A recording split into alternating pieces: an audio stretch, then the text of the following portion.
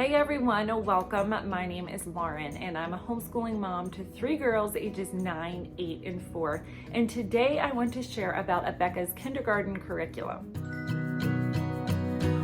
I know there are many videos out there about Abeka's kindergarten curriculum, but if you're anything like me, when I am searching for a curriculum and I'm not sure what I want to do, I look up as many YouTube videos on that curriculum that I can find.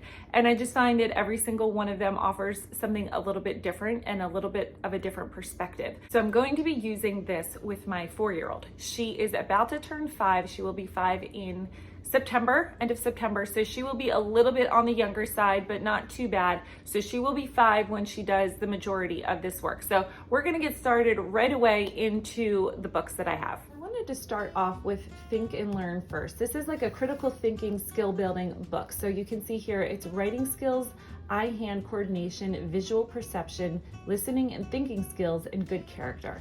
This book I have not done before, and I'm really excited to use it with her just because of the variety of activities that it is incorporating throughout the book.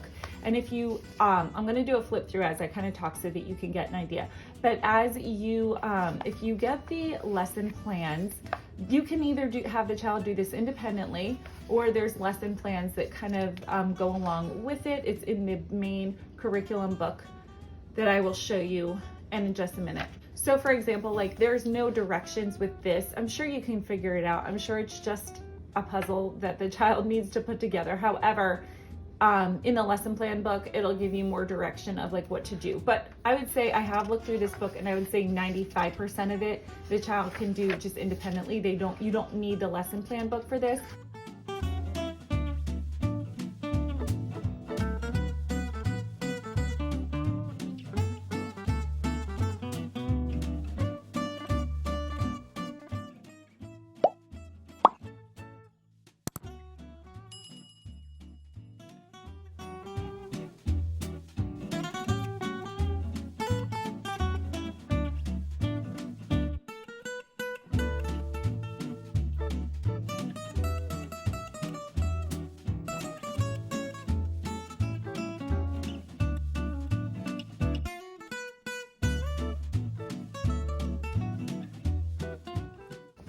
And I like this just because it gives a little bit, it's just something different. It switches it up. It's not language arts and it's not math, which are the main focus in kindergarten. So it offers a little bit of a variety.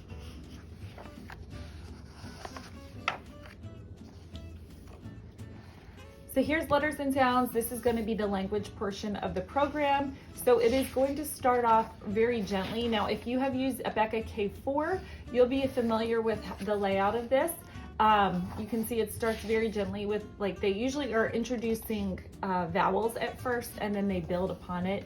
But I really love this because it is bright, it is colorful, it offers a variety of activities and exercises. It's not the same thing every single day. I know a lot of children get distracted by a lot of colors and images on the pages, and so if, you know, it might not work for every single child, but it works really well for us. It looks like they are going to be doing a page almost daily. Not every single day they will do a page, but it's going to be nearly every single day. And then you can tell I'm on lesson 43 and they're kind of doing these CVC words, the consonant, vowel, consonant word, and they're starting to learn to read at this point. So Abeka, it does a great job of going slowly at first, and then it just builds and builds and builds, and it uses lots and lots of repetition, which I think is really good to kind of build and you know, really fine-tune those reading and phonics skills. And speaking of phonics, Abeka is a phonics-based curriculum. I think it's one of the best ones out there. It's been around for decades.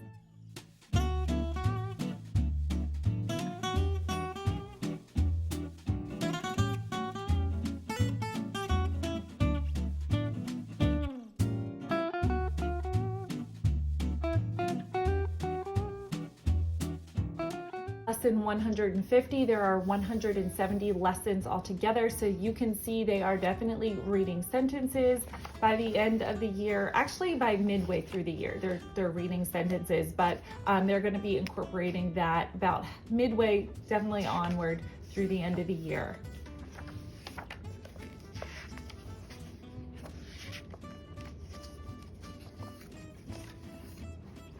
I have the number skills book. I am not going to be using Abeka as my main math curriculum for her. I will be using the Good and the Beautifuls math. However, in the past, I did use this as like a supplement with my other daughter, and it worked out really well. Now, again, my daughter is just, this daughter that I'm referring to now, she is just going to be turning 5. So I'm not really sure how much I really am going to supplement, honestly.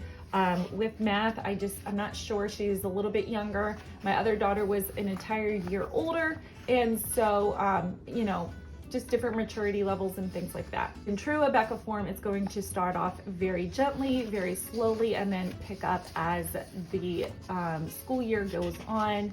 And again, I just love Abeka Elementary programs for this reason. It's just bright, colorful, it grabs your attention. It's not black and white and boring. Again, I know not every child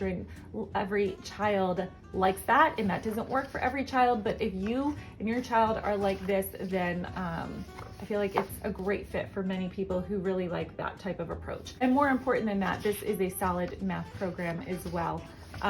It's going to offer, you can just see they're going to be learning times. They're going to be learning how to write all of their numbers. You can see this is lesson 62, so you're not even halfway done the year, and they are learning numbers up to 60, at least 67. They're learning addition, subtraction. They're learning about money. Let's see, what else? They're learning counting by tens, so skip counting. Now they are going up to number 99, so you're on lesson 100 at this point. Now, depending on what math program you use, you could, many people use this as their main math program, and that is going to be fine. If you want to use this kind of just as a worksheet on the side and use another program, depending on what program you're using, this could either be on par or a little advanced. I know Abeka has a reputation for their math being a little bit advanced. So I would say it could be anywhere from half a year up to a full year ahead of certain math programs. It just depends on which one you're using. So you want to be careful about that as well, that you're not going too quickly. Again, if you're supplementing it, that you're not going too quickly and this is going much faster than the math program that you are using as your main math. Hopefully that makes sense. And this, if you're using this as your main math program, this is going to average about a page a day. Sometimes they don't get a math page to do. They just have the lesson. So it just really depends, but it will average to about a page a day. This is the very end of the year. So this kind of gives you an idea of what it's going to look like at the very end of the year. Share really quickly, this is the handbook for reading. You can tell this is much loved and much used. This was my oldest daughter's in kindergarten. My middle has used it, and now my youngest daughter is going to use it. The handbook for reading just goes through, and it has all their blends. That's how they teach, is through blends and blend ladders. And then it also is going to be using different charts as well. So let me show you an example here. I mentioned that they use phonics, so as a building block for their reading. So you'll see these little, they're called special sounds. Reviewing these charts every day, there's about 7 or 8 of them. I would do 1 or 2 a day with my daughter, and they're all throughout the book. And this really taught my daughter to read. So if you want to do basic and simple, honestly, this, and the readers is all you need. If you want to do more in depth, this is where you're going to go. Now, I have not used this, so I don't feel confident and comfortable to give a review on this. I have looked through it. I have gotten ideas of how I will do it, but this will incorporate the letters, lesson plans for the letters and sounds, which I showed you, the math, the think and learn, the critical thinking, writing, and all of their readers. This is all in one. So this is honestly all you need to get started if you want to do all of this. Again, I'm not going to go through all of this right now. I will do more of an in-depth of this maybe halfway through the year when I feel like I've gotten a good grasp on it. I have other videos where I've done more in-depth of lesson plans for first grade and third grade if you want to check those out, because I felt confident with them. I used them for an entire year. I will do a more in-depth look when I feel a little bit more comfortable and have used this more and can give tips and tricks on how to make it your own. So here I have some of their readers, and they are broken down from I learned to read, I do read, and I can read well. And if you have the lesson plan guides, they will show you when to read these in the lesson plans. However, if you don't have the lesson plans, that's okay too. You can still use these. And in fact, I recommend using these readers to coincide with the letters and sounds and a handbook for reading. And the reason for that is these books are written and correspond with the way that they are learning their special sounds. We're not going to be doing a bunch. There are a few sight words in here, but it is going to be like a phonics approach. So I think that the books, these readers, go along really, really well with the Abeka program. So if you just want to do bare basics, the readers, the handbook for reading, and the letters and sounds would be enough. I've done it.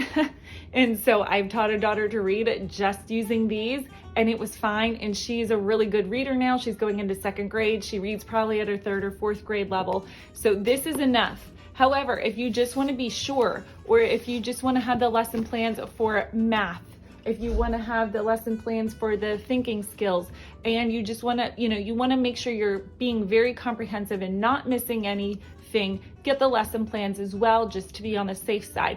I am doing that this year just because I want to see how it works with the lesson plans. But are they necessary? No. If you have these and you review all of these every day, you'll be good to go.